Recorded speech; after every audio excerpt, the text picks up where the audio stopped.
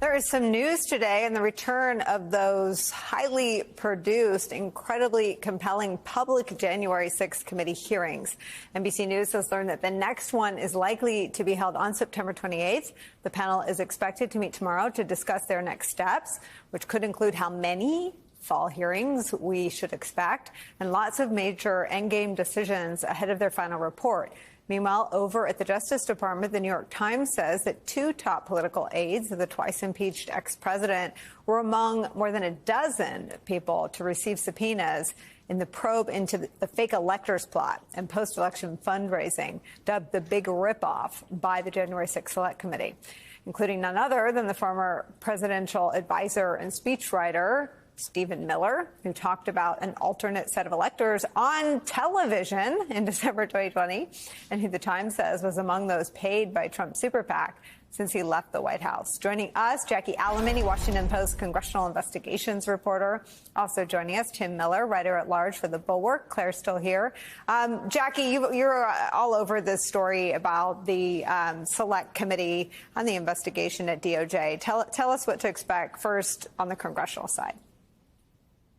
Yeah, Nicole. Well, there has been no formal notice from the committee yet. They've said previously that they were going to reconvene in September, and we are expecting at least a handful of hearings before they go back home again in October. But members do return from recess tomorrow, where they're going to likely spend the next week sort of feverishly hashing out the plan ahead, as they did spend August sort of picking up loose ends, putting them together, interviewing some people and witnesses and targets that they previously had not been able to get in contact with, or new people that came forward or sort of materialized out of the previous investigation and the interviews that they had conducted ahead of the summer series of hearings.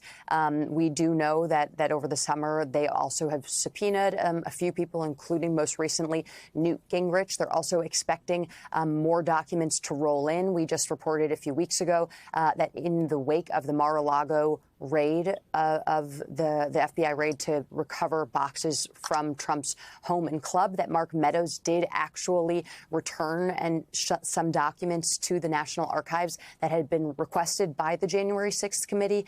So things like that, sort of, again, these loose ends are being played out. We know that members are going to be working until the bitter end. We were told that at one point, some members were even Googling the latest possible day they could hand in the final report in order for it to be actually processed by the Government Services Administration.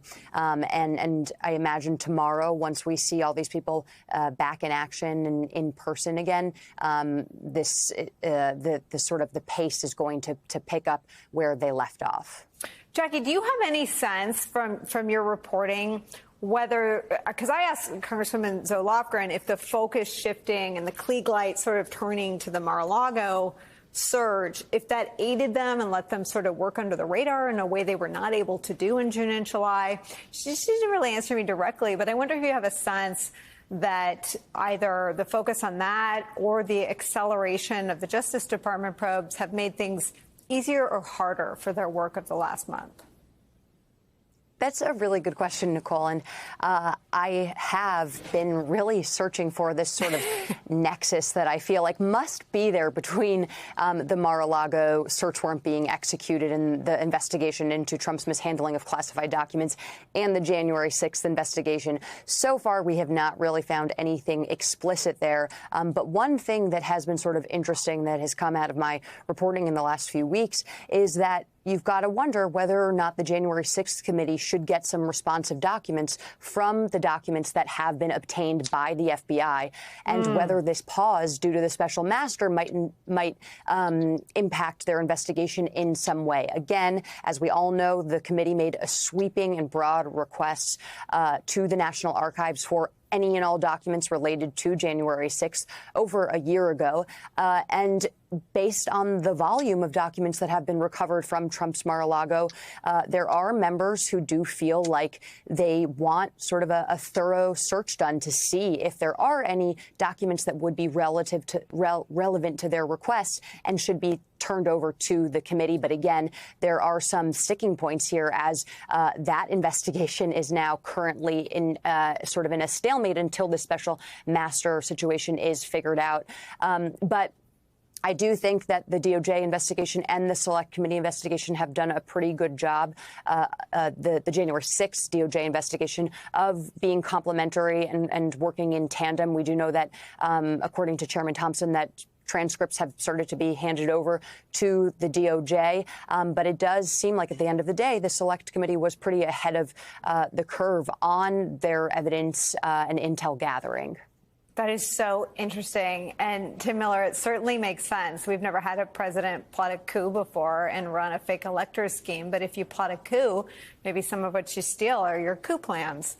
I'd not heard that before, that's an open question, but it certainly makes sense.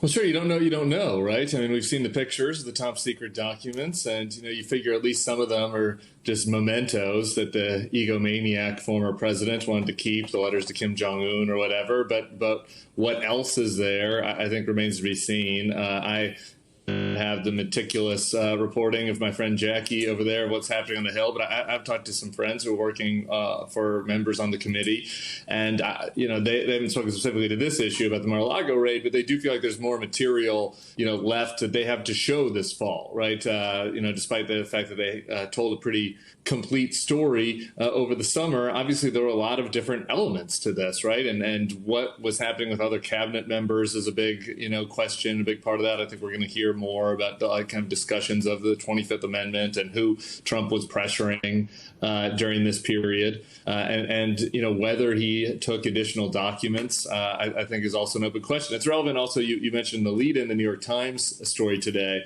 about Stephen Miller and Brian Jack having to testify.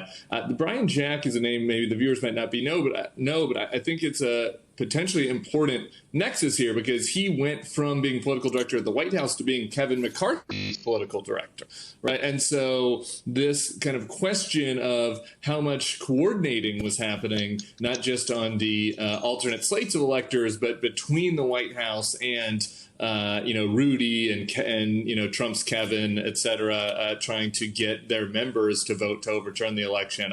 Brian Jack is right there at the center of that. And so I'm interested to see, what that might produce.